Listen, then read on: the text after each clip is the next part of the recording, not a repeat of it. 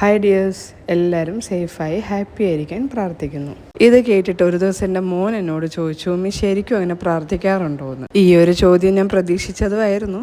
ഞാൻ ഒരുപാട് ആലോചിച്ച ശേഷം ചൂസ് ചെയ്തൊരു സെൻറ്റൻസ് ആയിരുന്നു കേട്ടോ അത്. കാരണം വേറൊന്നുമല്ല, സമാധാനമുള്ള മനസ്സിനല്ലേ ഹാപ്പിനെസ് ഉണ്ടാവുള്ളൂ. അതുപോലെ തന്നെ സേഫായിരിക്കുക എന്ന് ഉദ്ദേശിക്കുന്നത് ഹെൽത്ത് വൈസ് ഓക്കെ ആയിട്ടിരിക്കുക എന്നുള്ളതാണ്. നമ്മൾ ഹാപ്പിയുമാണ്, നമ്മുടെ ഹെൽത്തും ഓക്കെ ആണെങ്കിൽ ബാക്കിയെല്ലാം നമുക്ക് നേടിയെടുക്കാൻ പറ്റും അല്ലേ. ഞാൻ എല്ലാവർക്കും വേണ്ടിയും മനസ്സിൽ ആഗ്രഹിക്കുന്ന കാര്യവും അത് തന്നെയാണ്. അപ്പോൾ നമുക്ക് നമ്മുടെ വീഡിയോയിലേക്ക് വരാം. രാവിലെ എണീറ്റു, രാവിലെ ചെയ്യാറുള്ള കാര്യങ്ങളൊക്കെ ചെയ്തു.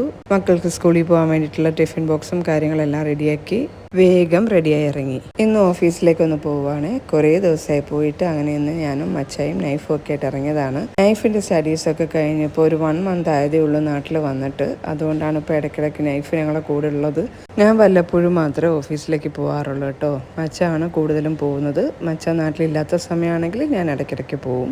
ഓഫീസിൽ പോകുന്ന ദിവസങ്ങളിൽ മിക്കപ്പോഴും ബ്രേക്ക്ഫാസ്റ്റ് കഴിക്കാൻ പറ്റാറില്ല. കാരണം മക്കൾ ഇറങ്ങിയ ഉടനെ തന്നെ ഞങ്ങൾക്ക് ഇറങ്ങേണ്ടി വരും. എന്നാലേ ഓഫീസ് തുറക്കുന്ന സമയമാകുമ്പോഴേക്കും അവിടെ നിൽക്കാൻ പറ്റുള്ളൂ. ഇന്ന് പക്ഷേ എല്ലാം ഒന്ന് ഒതുക്കി ഇറങ്ങിയപ്പോഴേക്കും കുറച്ച് ലേറ്റായി. അങ്ങനെ പോകുന്ന വഴിക്ക് ഞാൻ മച്ചായോട് പറഞ്ഞു, നമുക്ക് എഴുത്താണി ഇന്ന് ഫുഡ് കഴിച്ചിട്ട് പോകാമെന്ന്. കാരണം കഴിഞ്ഞ 3-4 ദിവസമായിട്ട് മനസ്സിലിങ്ങനെ ആഗ്രഹം വരുന്നുണ്ടായിരുന്നു ഇവിടെ വന്ന് ഫുഡ് കഴിക്കണം എന്ന്. മുൻപൊക്കെ മിക്കപ്പോഴും വന്ന് ഫുഡ് കഴിക്കുന്ന സ്ഥലമാണിത്. ഞങ്ങളുടെ മെയിൻ സ്പോട്ടാണ് ഈ എഴുത്താണിയിൽ കട. പക്ഷേ ഇപ്പോൾ ഒരു 3-4 മാസമായിട്ടോ വന്നിട്ട്. അങ്ങനെ ഞാനും നൈഫും പൊറോട്ടയും മട്ടൻ കറിയും, മച്ച അപ്പവും മുട്ടക്കറിയും മേടിച്ചു.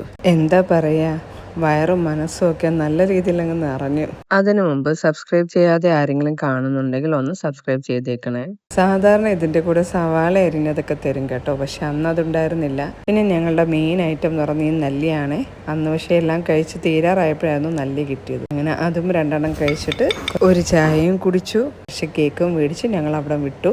ഇനി നേരെ ഓഫീസിലേക്ക്. നോർമലി ഒരു 45 മിനിറ്റ്സ് കൊണ്ട് ഞങ്ങൾ എത്തുന്നതാണ്. പക്ഷെ അന്ന് നല്ല ട്രാഫിക് ബ്ലോക്ക് ആയിരുന്നു. 1 മണിക്കൂറൊക്കെ കഴിഞ്ഞിട്ടാണ് ഞങ്ങൾ എത്തിയത്. ഈ റൈറ്റ് സൈഡിൽ കാണുന്നതാണ് ഞങ്ങളുടെ ഓഫീസ്. അങ്ങനെ ഞങ്ങൾ അവിടെ എത്തി. അവിടുത്തെ കസ്റ്റമർ ഡീലിങ്സും സ്റ്റാഫിൻ്റെ കാര്യങ്ങളൊക്കെ ഹാൻഡിൽ ചെയ്യുന്നത് മച്ചാണ്. മച്ചയുടെ ആബ്സെൻസിൽ മാത്രമേ ഞാൻ അതൊക്കെ ഹാൻഡിൽ ചെയ്യാറുള്ളൂ. ഇത് ഞാൻ ചെയ്ത ഡയമണ്ട് പെയിൻറ്റിംഗ് ആണ്. ഒഫീഷ്യൽ കാര്യങ്ങളാണ് ഞാൻ ഹാൻഡിൽ ചെയ്യുന്നത്. അങ്ങനെ എൻ്റെയും മച്ചാടെയും വർക്ക്സൊക്കെ കഴിഞ്ഞപ്പോൾ തന്നെ 2 മണി കഴിഞ്ഞിട്ടുണ്ടായിരുന്നു. പിന്നെ ഞങ്ങൾ അവിടെ നിന്ന് നേരെ ഞങ്ങളുടെ ഗോഡൗണിലേക്കൊന്ന് പോയി. അവിടെ പോയി കണക്കുകളും കാര്യങ്ങളൊക്കെ ഒന്ന് നോക്കണമായിരുന്നു. അപ്പോഴേക്കും ഞാൻ ശരിക്കും നല്ല ടയേർഡായിട്ടുണ്ടായിരുന്നു. എനിക്ക് നല്ല വിശക്കുന്നുണ്ടായിരുന്നു, നല്ല ക്ഷീണം ഉണ്ടായിരുന്നു. ഇനി 1 മണിക്കൂർ കൂടി കാത്തിരുന്ന് വീട്ടിൽ ചെന്നിട്ട് ഫുഡ് കഴിക്കാനുള്ള ഒരു എനർജി എനിക്ക് ഉണ്ടായിരുന്നില്ല. അത്രയ്ക്ക് ഞാൻ ടയേർഡായിട്ടുണ്ടായിരുന്നു. ശാസ്താംകോട്ടയിലുള്ള കായൽവാരം റെസ്റ്റോറൻറ്റിലേക്ക് വന്നു.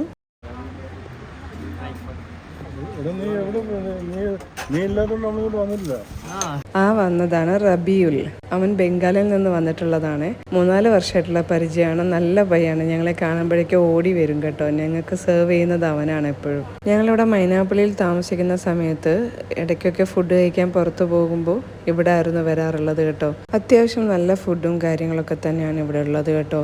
സാധാരണ പുറത്തു പോകുമ്പോൾ ഞാൻ അങ്ങനെ ഊണ് കഴിക്കാറില്ല കേട്ടോ. പക്ഷെ അന്ന് നല്ല വിശന്നിരുന്നത് കൊണ്ട് തന്നെ ഊണ് തന്നെ മേടിച്ചു. അങ്ങനെ നല്ലതുപോലെ കഴിച്ചു. നല്ല ഫുഡായിരുന്നു കേട്ടോ. അതിനുശേഷം മച്ചാടെ പായസവും എൻ്റെ പായസവും കൂടി ഞാൻ തന്നെ കുടിച്ചു.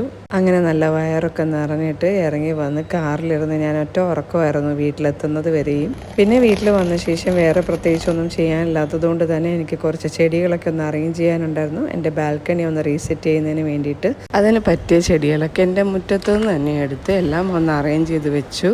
ബാൽക്കണി റീസെറ്റിംഗ് ഇന്ന് ചെയ്യുന്നില്ല, മറ്റൊരു ദിവസമേ ചെയ്യുന്നുള്ളൂ. അപ്പോൾ ഇൻഷാ അല്ലാഹ് നല്ലൊരു വീഡിയോ ആയിട്ട് കാണാം. അതുവരെയും എല്ലാവരും ടേക്ക് കെയർ.